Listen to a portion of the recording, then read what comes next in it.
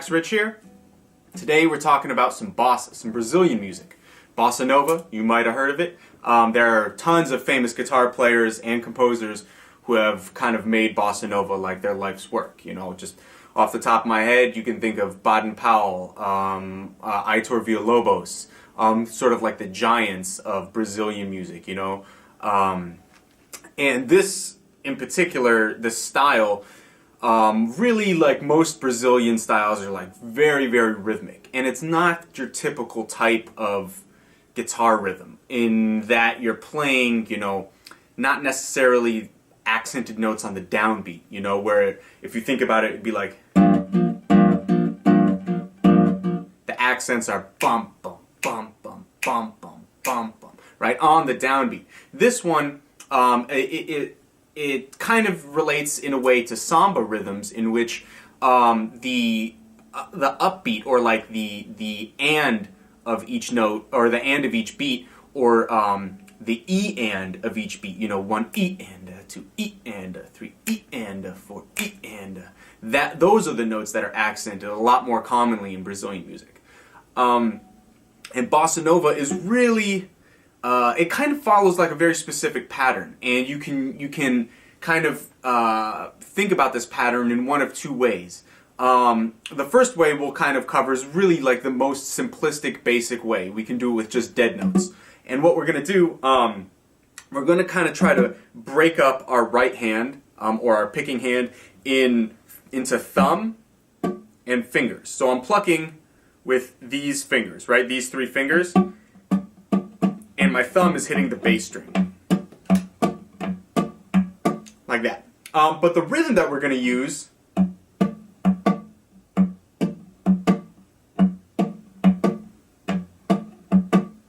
sounds like that. And when you're dealing with bossa and samba and most other Brazilian dance rhythmic type music, you're usually in duple meter, which means that instead of your common 4/4, you know, 1, 2, 3, 4, we're usually doing stuff in 2. So 1, 2, 1, 2, 1, 2, and it has all of a sudden immediately a lot dancier type of a feel. And if you think about that, it'd be like 1 and 2 E, 1 and 2 E, 1 E, da da da da da, right? And all of a sudden you have some type of rhythmic feel to it. And it's really pretty simple. I'm just all I'm doing is just hitting dead notes. So I'm kind of laying my fingers flat across the strings. And I'm just, for now, to practice the rhythm, just kind of hitting my thumb on the low string and then plucking dead notes on the top 3 strings. So 1 and 2 E, 1 and 2 E.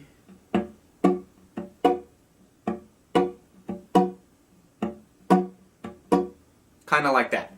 You can go ahead and take a chord. You can use any chord and practice this rhythm. But what we're going to do, just to start with, we're going to take a couple simplistic chords. Well, simplistic to play anyway.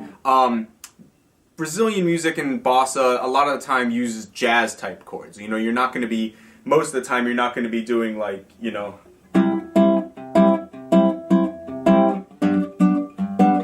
it's a little cheesy if you do it that way.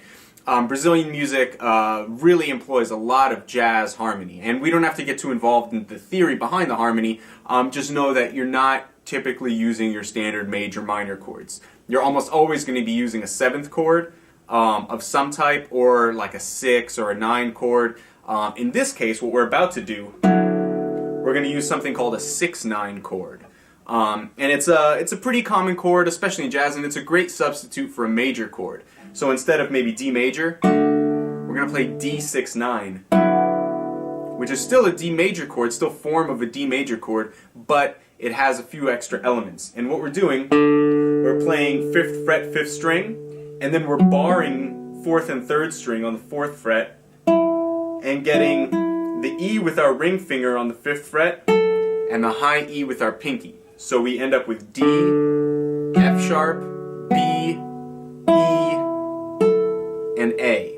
And if you analyze that real quickly, D would be the 1, the root note of the chord, F sharp would be the 3, B would be the 6, E would be the 9, and A would be the 5th. So this chord is called a D6-9. And you don't need to use your pinky. For this example I'm about to show you, we do use our pinky. But you could just play the 4 inner voices or the 4 inside strings. And we're going to just basically take that chord and shift it down 2 frets to get a C6-9. And that's basically all we're going to do, and go back and forth using that same rhythm, that one of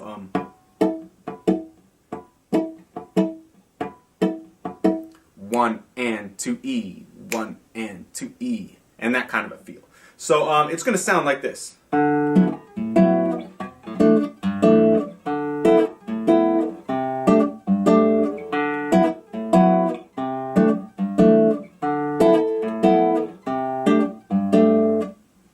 And it's a pretty simplistic idea. All we're doing, we're basically, the first time through, we're not even using our pinky really. We're playing the bass note and then the chord, just like we did. But this time, we break it up, so we play D and then the F sharp, B, and E, and then the next bass note is an A. So the bass goes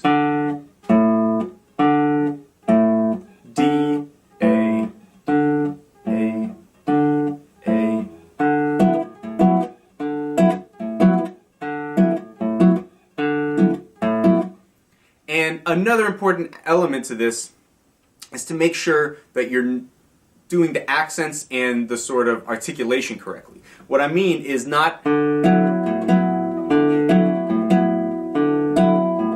where everything's very long and drawn out. Bossa a lot of times tends to use sharp accented notes.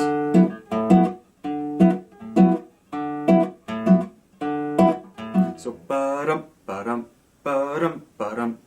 That sort of a feel, right? And if I break that down really slow,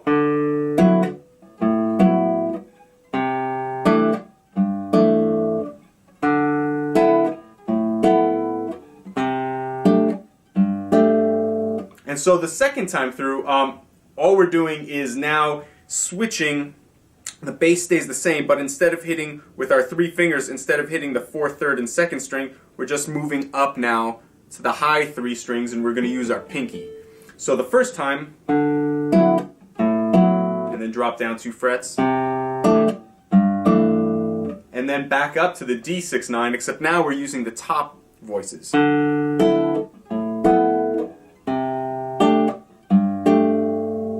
Right there. And if you get used to that feel, it kind of builds in like a natural bossa rhythm into your body, you know?